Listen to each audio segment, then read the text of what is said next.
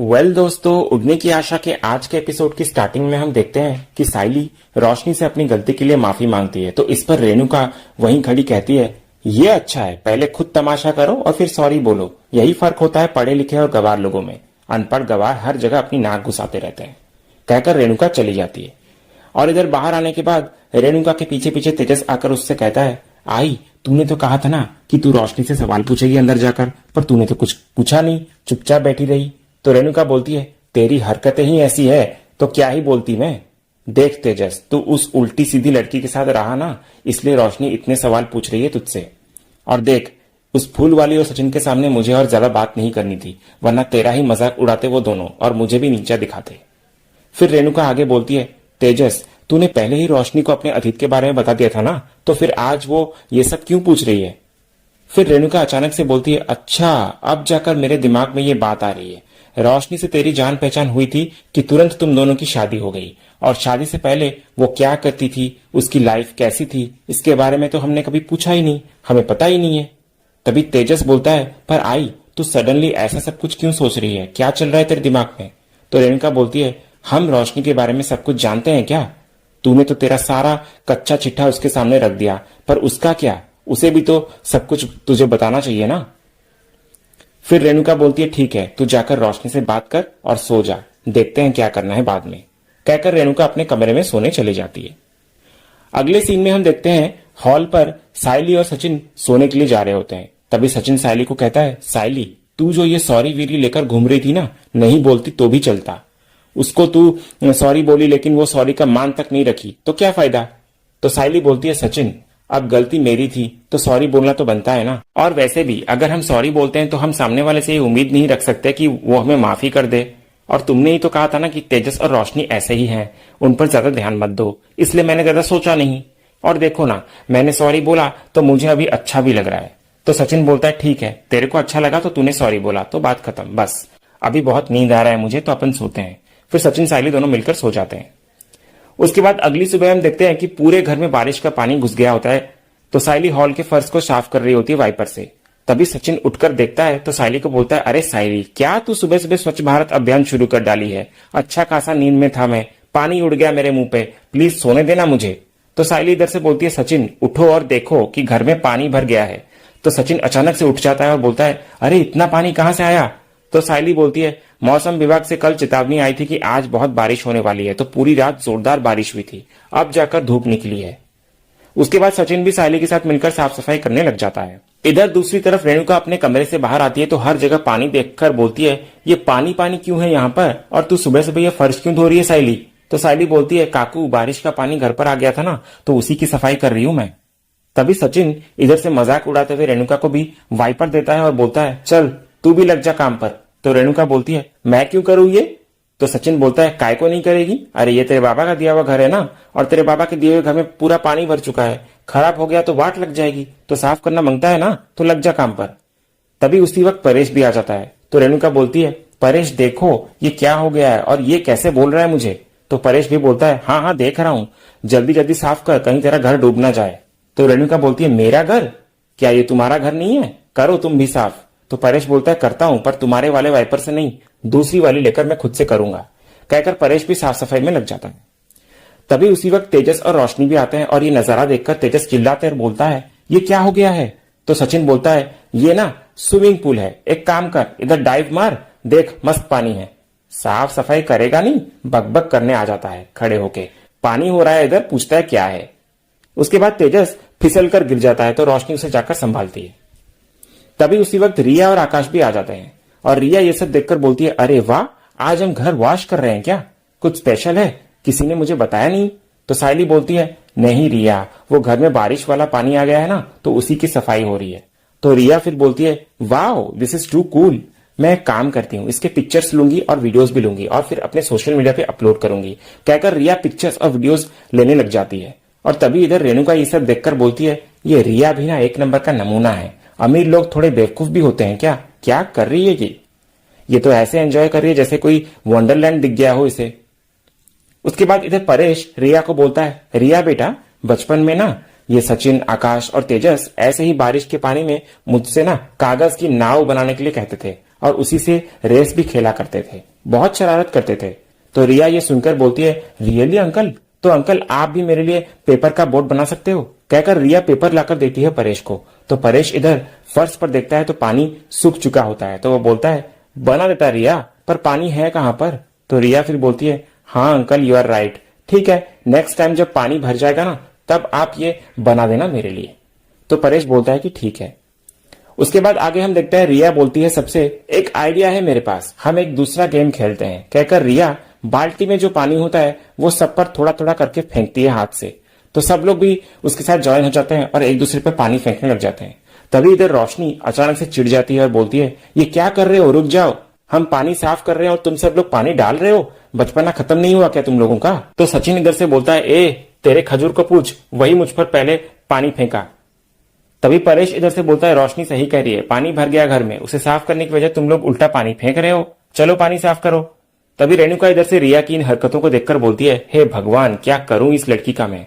उसके बाद रेणुका सबसे कहती है, हाँ रोशनी बिल्कुल सही बोल रही है, क्या चल रहा है ये सब, मैं ही जाकर चाय बनाकर लाती हूँ। कहकर रेणुका जब आगे बढ़ती है तो पानी होने के कारण उसका पैर फिसल जाता है और तभी परेश आकर एंड वक्त पर उसे पकड़ लेता है और दोनों के बीच एक रोमांटिक सा मूवमेंट होता है। और ये सब देखकर इधर सब लोग हंसने लगते हैं। तो रेणुका को ऑकवर्ड सा लगता है तो वो परेश को बोलती है, अच्छा वो परेश तुमने पकड़ लिया, नहीं तो हड्डी टूट जाती मेरी।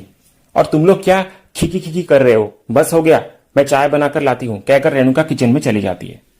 उसके बाद अगले सीन में हम देखते हैं सचिन परेश को आकर कहता है, बाबा आज तो जैसे तैसे संभाल लिया है, पर ऐसा अगर बारिश होता रहा तो हम जमीन पे कैसे मैनेज करेंगे, इसका समाधान ढूंढना मांगता है।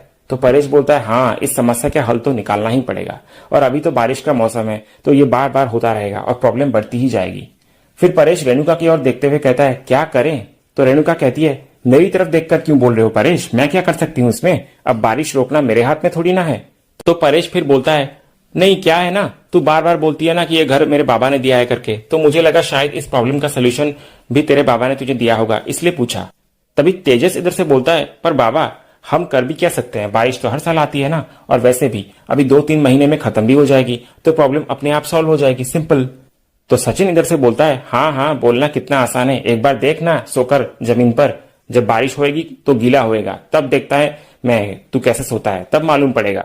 तभी रोशनी इधर से बोलती है, पर हॉल में तो तुम दोनों का सोना है ना, तो कुछ ना कुछ एडजस्टमेंट तो तुम दोनों को करनी ही पड़ेगी। तभी सचिन इधर परेश को बोलता है, क्या बाबा हर बार एडजस्टमेंट करती रहती है ये, क्या हर बार मैं और साइली एडजस्टमेंट करेंगे क्या? तुम लोग मारो ना एडजस्ट, अपने आलीशान कमरे में सोते हो तो तुम लोग को हमारा तकलीफ समझ में नहीं आता है, पर अभी ना बहुत एडजस्टमेंट मार लिए हम लोग, तो इसका समाधान ढूंढना मांगता है, मतलब मांगता है। फिर सचिन की इन बातों का जवाब किसी के पास नहीं होता, सब चुपचाप खड़े होते हैं। तो सचिन फिर बोलता है, देखा सबके मुंह में दही जम गया है, इसलिए ना बाबा मैं वेट मारा ही नहीं, इसका समाधान ने मैंने पहले ही ढूंढ लिया है और अब जो मैंने सोचा है वो मैं करके रहेगा। तो साइली इधर से पूछती है, पर सचिन क्या समाधान ढूंढा है तुमने? तो सचिन बोलता है, समाधान तो ढूंढा है साइली, पर मैं ये नहीं बताएगा अभी कि क्या ढूंढा है। कहकर सचिन चला जाता है बाहर। उसके बाद रेणुका परेश को बोलती है, अब क्या करने वाला है तुम्हारा लाडला परेश, पक्का कोई नया तमाशा खड़ा करेगा। दूसरे सीन में हम देखते हैं साइली अपने ऑर्डर का काम पूरा कर रही होती है। तभी उसी वक्त सचिन का कॉल आता है और सचिन उसे भैरवनाथ के पीछे वाले मार्केट में आने को कहता है। तो साइली इधर बोलती है, नहीं सचिन मैं अभी नहीं आ सकती, एक अर्जेंट ऑर्डर पूरा करना है तो उसी का काम कर रही हूँ, 2 घंटे बाद आऊं तो चलेगा क्या? तो सचिन फिर बोलता है, साइली 2 घंटे के बाद तू खुद आएगी ना, मैं तेरे को पिकअप मारने आऊं? तो साइली बोलती है, नहीं सचिन एक काम करो, जैसे ही मेरा काम खत्म होगा ना तो वैसे ही मैं तुम्हें फोन करूंगी, अगर तुम आसपास हो गए तो मुझे लेने आ जाना, वरना मैं खुद आ जाऊंगी। तो सचिन बोलता है कि ठीक है। फिर कुछ ही देर बाद हम देखते हैं कि साइली अपना सारा काम खत्म करने के बाद सचिन को कॉल करके बोलती है, अभी मैं फ्री हूँ सचिन, बताओ ना कहाँ पर आना है? तो सचिन इधर से बोलता है, अभी किधर भी आना नहीं है, जाने दे, तू बहुत बिजी है ना, तो कोई जरूरत नहीं है आने का। तो साइली बोलती है, सॉरी सचिन मैं थोड़ा काम में बिजी थी ना इसीलिए। तो सचिन बोलता है, तेरे सॉरी का अचार डालूं क्या मैं? क्योंकि क्या है ना, तू तो फ्री हो गई है पर मुंबई की दुकान रात को बंद हो जाती है, तो जाने दे, कोई जरूरत नहीं आने का, मैं खुद ही घर आ रहा है, और ये जो बारिश का प्रॉब्लम है ना इसका हल भी मैं खुद ही लेकर आ रहा है। कहकर सचिन फोन काट देता है। उसके बाद दूसरे सीन में हम देखते हैं कि तेजस अपने कमरे में होता है और एस्ट्रोलॉजर के कही हुई बातों के अनुसार रेड कलर का एक नाइट सूट पहना हुआ होता है, और इधर रोशनी भी तेजस के कपड़े धोकर से सुखाने जा रही होती है। तभी उसी वक्त रेणुका आ जाती है कमरे में और तेजस और रोशनी को देखकर बोलती है, अरे तुम दोनों का क्या चल रहा है, ये तेजस लाल परी बना बैठा है और तू बाल्टी लेकर ये कपड़े कहाँ लेकर जा रही है? तो रोशनी बोलती है, काकू ये कपड़े मैंने धोए हैं और अब सुखाने जा रही हूँ। तो रेणुका फिर बोलती है, अरे तूने क्यों धोए, वो फूल वाली है ना, बाकी कपड़ों के साथ ये भी कपड़े धो देती। तभी तेजस इधर से बोलता है वो आई क्या है ना कि रोशनी को ही मेरे शर्ट्स और कपड़े धोने पड़ेंगे। मैंने बताया था ना कि वो एस्ट्रोलॉजर ने कहा था ऐसा करने को।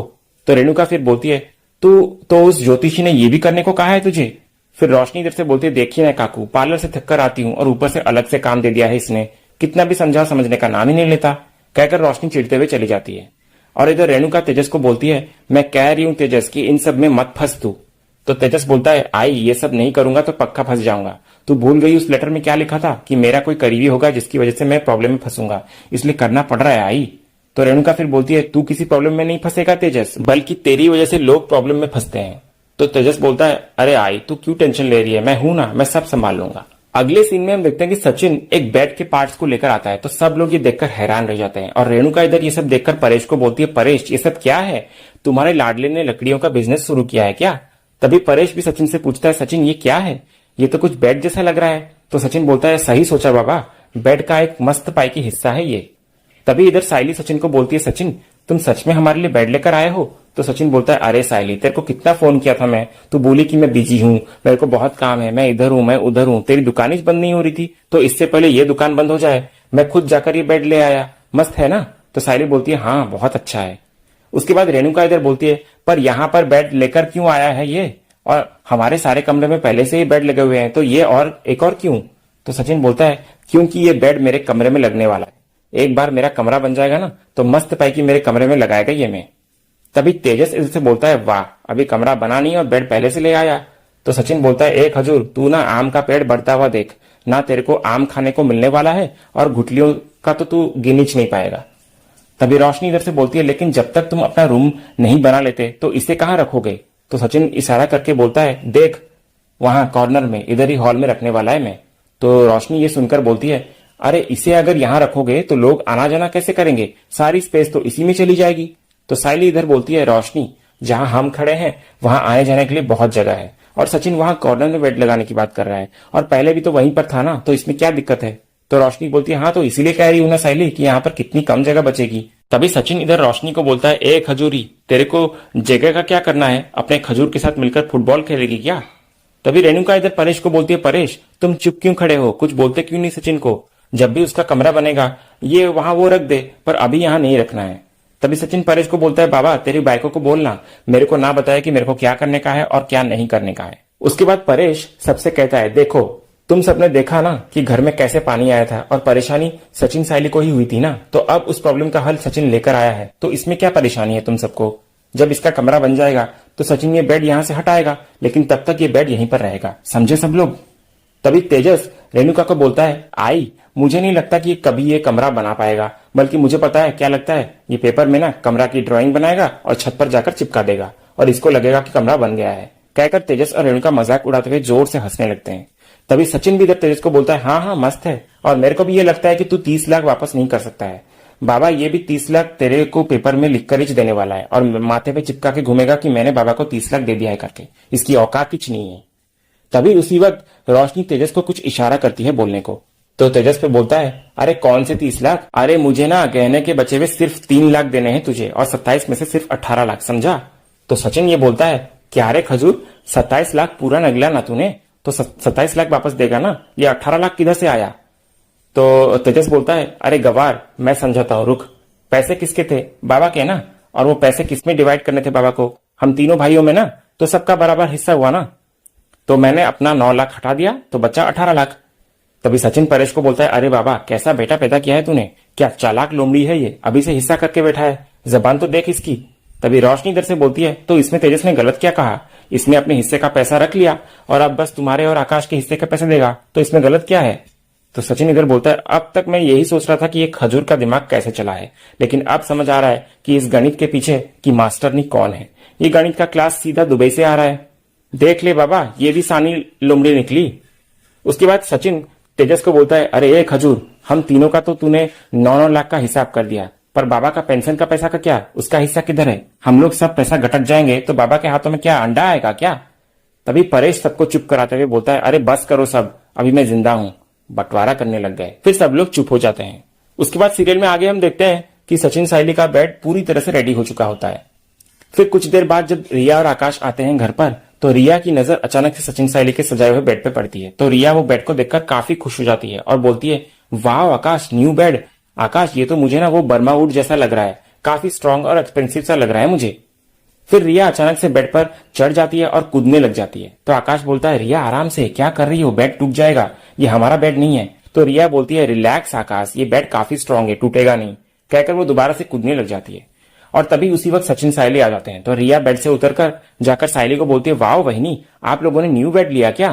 तो साइली बोलती है, हाँ रिया, सचिन लेकर आया है हमारे लिए, सेकंड हैंड है पर अच्छा है। तो रिया बोलती है, वहिनी अच्छा नहीं बल्कि बहुत अच्छा है, और ये बहुत ही रेयर क्वालिटी वुड है और हमारे यहाँ के मार्केट्स में इजीली मिलता भी नहीं है, और मुझे तो लगता है कि कम से कम हमारी 3 जनरेशन इसे यूज कर पाएगी। तभी परेश इधर रिया से बोलता है, रिया फर्नीचर के बारे में तो तुझे काफी जानकारी है। तो रिया बोलती है, हाँ अंकल, हमारे घर पर जो डैड फर्नीचर्स लेकर आते थे ना, वो जेन्युइनली फॉरेन से लेकर आते थे, इसलिए मुझे पता है। तभी तेजस इधर से रिया को बोलता है, पर रिया ऐसे बेड तो कोई भी दुकान पर मिल जाएगा, इसमें कौन सी बड़ी बात है? तो रिया बोलती है, नो तेजस, इस क्वालिटी का बेड इंडियन मार्केट में इतना इजीली नहीं मिलता, एंड तुम्हारा तो खुद का शोरूम है ना, फिर भी तुम्हें नहीं पता?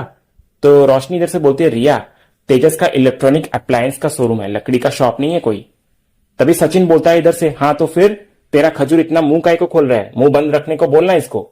तभी तेजस बोलता है, मैं तो बस बोल रहा हूं, और वैसे भी ये तो डुप्लीकेट सा दिख रहा है, और ऐसे डुप्लीकेट चीजें मार्केट में बहुत इजीली मिलता है। तो सचिन फिर बोलता है, अच्छा तेरे को ऐसा लगता है कि ये बेड डुप्लीकेट है, पर तेरे को मालूम नहीं है कि इस घर में अगर कोई डुप्लीकेट है ना तो तू खुद ही है, खजूर कहीं का। तभी आकाश इधर से बोलता है, अरे तुम दोनों झगड़ना बंद करो, और वैसे भी रिया किसी भी चीज की तारीफ इतनी इजीली नहीं करती, इसकी कर रही है मतलब इसका वुड डेफिनेटली स्ट्रांग होने वाला है। और वैसे भी दादा, मैं ना अभी तुम लोगों के लिए बहुत खुश हूं, क्योंकि अभी तुम्हें जमीन पर नहीं सोना पड़ेगा, तुम लोग आराम से कंफर्टेबली बेड पर सो सकते हो, रियली हैप्पी फॉर यू दादा। उसके बाद सब सोने के लिए चले जाते हैं, और इधर सचिन साइली अपने सजे हुए बेड को देखकर काफी खुश नजर आते हैं। और इसी सीन के साथ ही आज का ये एपिसोड यहीं खत्म होता है। तो दोस्तों, आज का ये वीडियो आपको कैसा लगा कमेंट सेक्शन में जरूर बताइएगा, और वीडियो को लाइक भी कीजिएगा, शेयर भी कीजिएगा, सब्सक्राइब करना तो बिल्कुल भी मत भूलिएगा, ताकि ऐसे ही रोज लेटेस्ट एपिसोड के अपडेट्स आप टेलीविजन से पहले पा सकें। तो मिलते हैं हम एक नए एपिसोड के रिव्यू में, तब तक के लिए स्वस्थ रहें, मस्त रहें।